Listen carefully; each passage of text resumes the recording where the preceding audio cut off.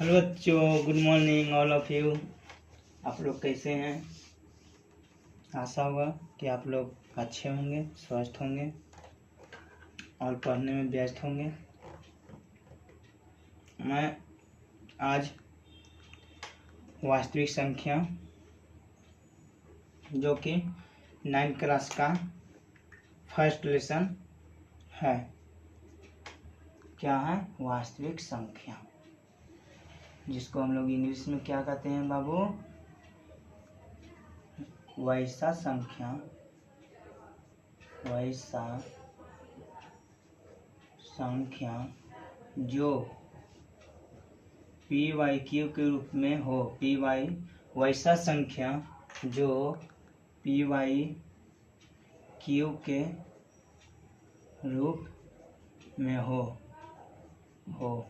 और Q का मान 0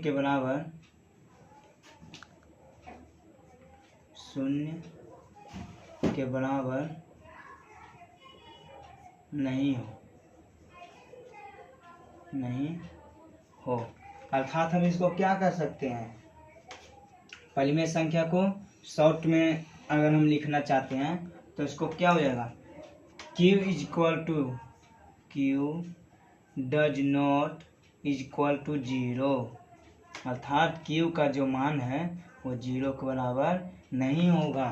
और एग्जाम्पल में हम ले लेते हैं बाबू, तो 4/7 तो P बटा Q के रूप में होना चाहिए। तो ये है P के रूप में और ये है Q के रूप में, और ये है बन गया PYQ। और हम क्या यहाँ पे दिया गया है? Q का मान है जो 0 के बराबर ना ही होना चाहिए। तो Q का मान 0 के बराबर नहीं है, तो ये क्या हो जाएगा? परिमेय संख्या। अगर डिफिनेशन इसी प्रकार हम अपरिमेय का देखना चाहेंगे तो अपरिमेय में क्या हो जाएगा? अपरिमेय संख्या में हो जाएगा बाबू कि जिसका 0 P बटा Q के रूप में वो भी होना चाहिए, लेकिन वहाँ पे क्या हो जाएगा? P का मान होगा जो 0 के बराबर होना चाहिए। तो आगे हम देखेंगे परिमेय संख्या के बाद दूसरा है जो अपरिमेय संख्या। दूसरा क्या है? अपरिमेय संख्या। ये पहला था, दूसरा है जो अपरिमेय संख्या। अपरिमेय संख्या। तो अपरिमेय संख्या में क्या हो जाएगा? वैसा संख्या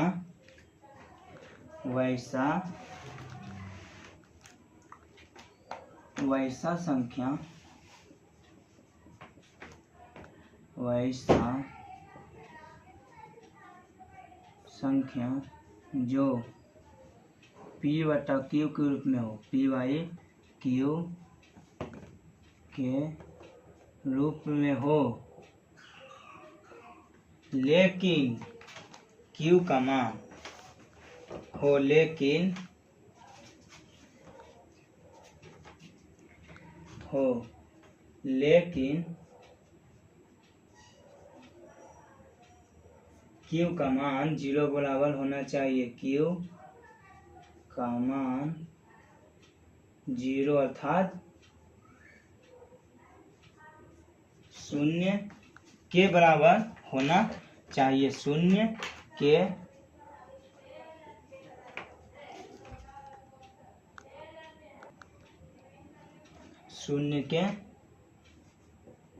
बराबर हो। इसको हम शॉर्ट फॉर्म में क्या लिख सकते हैं? इसको हम शॉर्ट फॉर्म में लिखेंगे Q इक्वल टू 0। एग्जाम्पल में क्या हो जाएगा? एग्जाम्पल में अगर ले लेते हैं 4/0, तो ये P और ये Q है, और ये फॉर्म बना है P/Q। अब Q का मान क्या होना चाहिए? 0 के बराबर होना चाहिए। 0 है तो हो जाएगा क्या? परिमेय संख्या। अब इसके बाद कुछ नोट पॉइंट हैं जिसके बारे में अब हम अध्ययन करेंगे।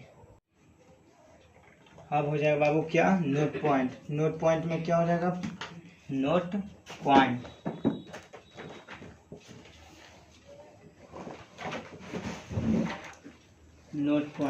नोट पॉइंट में फर्स्ट नोट पॉइंट हो जाएगा, पहला नोट पॉइंट का जो पहला हो जाएगा क्या हो जाएगा? परिमेय संख्या में क्या होता है? P/Q में होता है, लेकिन क्या होता है? Q का मान 0 बराबर नहीं होता है। तो पहला में हो जाएगा परिमेय संख्या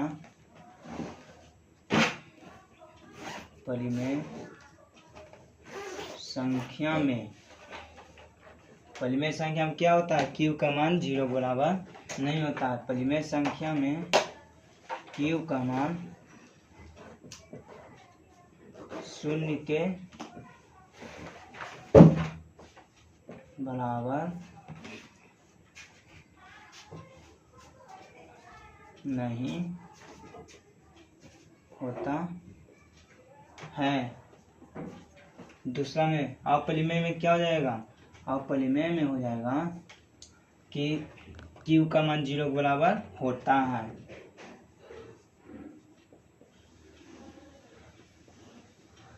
अपरिमेय संख्या में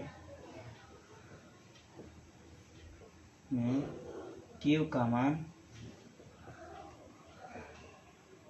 0 के बराबर होता है।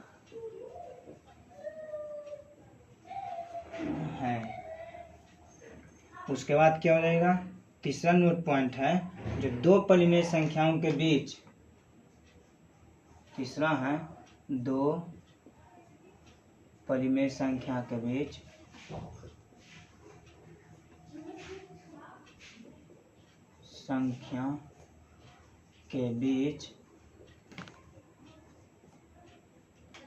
बीच अनंत करने का मतलब अनंत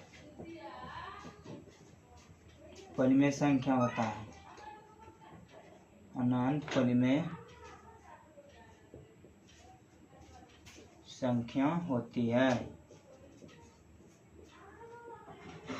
इसी प्रकार अपरिमेय में हो जाएगा कि दो अपरिमेय संख्या के बीच अनंत परिमेय संख्या होती है।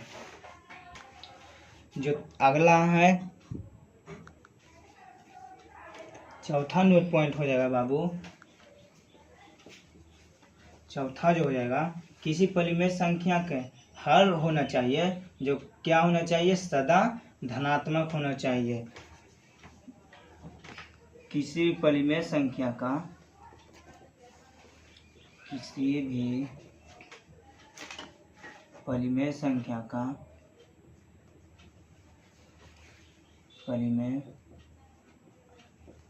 संख्या का हल सदा धनात्मक होती है।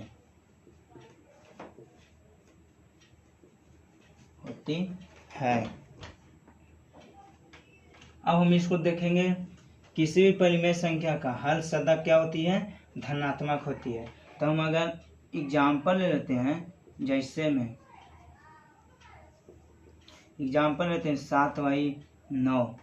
तो इसमें क्या है, ये है जो क्या है बाबू, ये है अंश है, ठीक है। अब ये क्या है, ये हल है।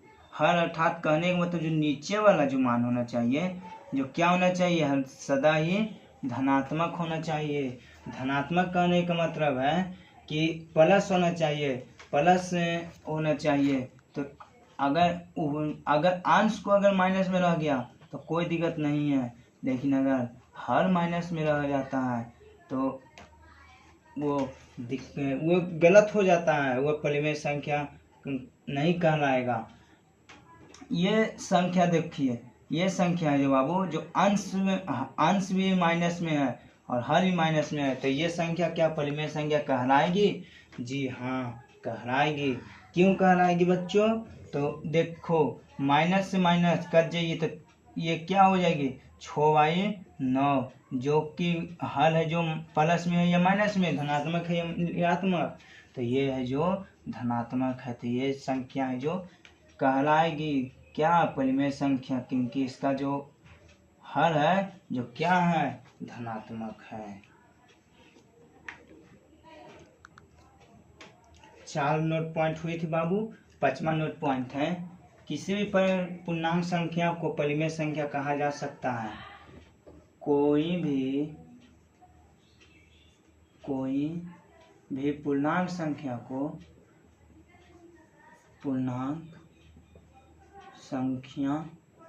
को परिमेय संख्या कहा जा सकता है। परिमेय संख्या कहा जा सकता है, कहा जा सकता है। तो यहाँ पे एक आया, नया वर्ड आया बाबू, वो क्या है, पूर्णांक संख्या। पूर्णांक संख्या किसे कहते हैं? तो अभी आगे इसके बारे में चर्चा करेंगे। यहाँ पे अगर वर्ड आ भी गया, यहाँ पे अगर शब्द आ भी गया तो इसका हम थोड़ा झांसा दे देते हैं। पूर्णांक संख्या किसे कहते हैं? तो वैसा संख्या जो ऋणात्मक संख्या से होते हुए जीरो को के साथ होते हुए धनात्मक में प्रवेश करता है, उसी को क्या कहते हैं, परिमेय संख्या, पूर्णांक संख्या। तो पूर्णांक संख्या का क्या हो जाएगा बाबू, ऋणात्मक से चलकर जीरो होते हुए धनात्मक में प्रवेश करता है, उसी को पूर्णांक संख्या कहते हैं। ये झांसा है बाबू, कुछ इसके बारे में आगे बहुत अच्छी से अध्ययन करेंगे। तो यहाँ पे क्या है, कोई भी पूर्णांक संख्या को परिमेय संख्या कहा जा सकता है। तो कैसे कहा जा सकता है, मान लेते हैं ये पूर्णांक संख्या है, ये पूर्णांक संख्या है, ये पूर्णांक संख्या है, ये पूर्णांक संख्या है। तो पूर्णांक संख्या है तो परिमेय संख्या कहने का मतलब क्या हुआ, वही जो पी बटा क्यू के रूप में हो, तो ये पी बटा क्यू के रूप में है, नहीं है तो नहीं है, कैसे है कैसे है, नीचे कुछ नहीं तो क्या है, 1 है, नीचे कुछ नहीं तो 1 है न बाबू। हाँ, तो अब देखो ये हम क्या, उसके बाद चौथा नोट पॉइंट जो लिखवाए थे, किसी परिमेय संख्या का हल क्या होना चाहिए, सदा धनात्मक होना चाहिए। तो ये धनात्मक में है तो ये संख्या क्या हो जाएगा, परिमेय संख्या होगी। अगला है क्या, 5वां के बाद छठा है, जो छठा क्या है, छठा जो हो जाएगा, कोई भी परिमेय संख्या का धनात्मक या ऋणात्मक होगी यदि उसके अंश और हल को संख्या का चिन्ह क्रमशः समान या विपरीत हो।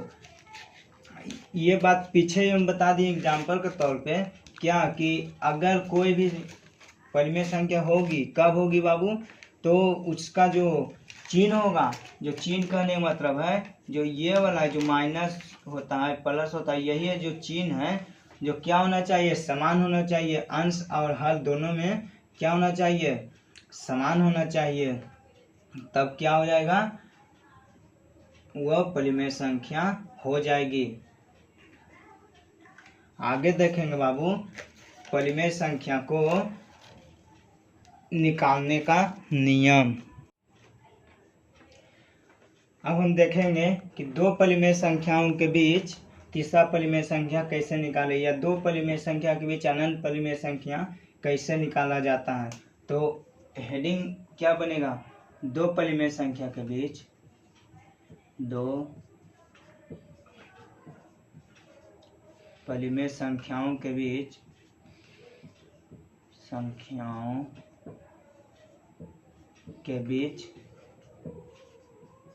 संख्या निकालना,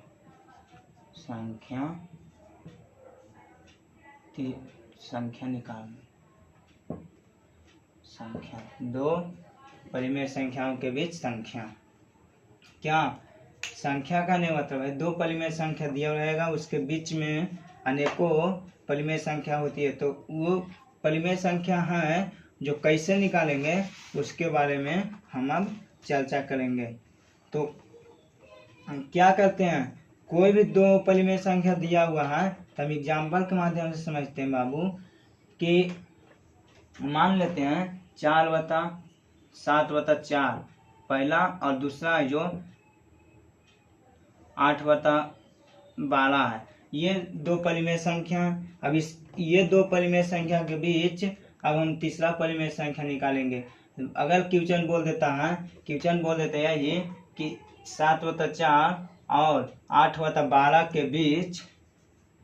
के बीच दो परिमेय संख्या निकालें, दो परिमेय संख्या निकालें, तो कैसे निकलेगा, ये क्या हो जाएगा बाबू, क्वेश्चन है। अब इसको हम सोल्व करेंगे बाबू, तो क्या हो जाएगा, दो परिमेय संख्याओं के बीच जो परिमेय संख्या निकलता है, तो कभी भी पहला परिमेय संख्या जब निकलता है तो क्या होता है, दो संख्या दिया हुआ है तो दो संख्या को लिख दिए, अब दोनों को जोड़ देंगे, ठीक है। अब बट्टा में यानी कि भागा में क्या कर देंगे बाबू, 2। अब ये सोल्व करेंगे बाबू, तो ये दोनों को एलसीएम लेंगे तो क्या हो जाएगा, एलसीएम लेने के बाद 12 हो जाएगा, 12 हो जाएगा। तो अब इनके जोड़ तो छोटा गुण सीखा ही होगा, तो देखेंगे 4 का टेबल में 12 कितना मतलब में आता है, 3 मतलब में आता है, तो 7 का टेबल 3 मतलब में पढ़ेंगे कितना हो जाएगा, 21 हो जाएगा, प्लस 12 का टेबल 12 पढ़ेंगे 1 मतलब में तो 12 आ जाएगा, तो 8 का टेबल 1 मतलब में पढ़ेंगे तो 8/2। अब जोड़ेंगे तो ये हो जाएगा बटा 2। अब इस प्रकार अगर आता है तो कैसे निकलता है, तो इसको देखो सोल्व कैसे हो जाता है बाबू, 29/12 भागा 2 है, नीचे कुछ नहीं तो क्या है 1 है। अब ये क्या हो गया, फ्रैक्शन का डिवाइड हो जाएगा, तो फ्रैक्शन का डिवाइड है तो ये क्या हो जाएगा, इस प्रकार होता है, जो नीचे जो ऊपर और ऊपर है जो नीचे, कट रहा है नहीं कट रहा है, तो ये हो जाएगा पहला परिमेय संख्या। अब इसी प्रकार दूसरा परिमेय संख्या निकालेंगे, तो दूसरा परिमेय संख्या कैसे निकलेगा, जो दूसरा परिमेय संख्या निकलेगा बाबू, तो ये तीसरा एक परिमेय संख्या यहाँ है, दूसरा परिमेय संख्या 3 परिमेय संख्या हुआ।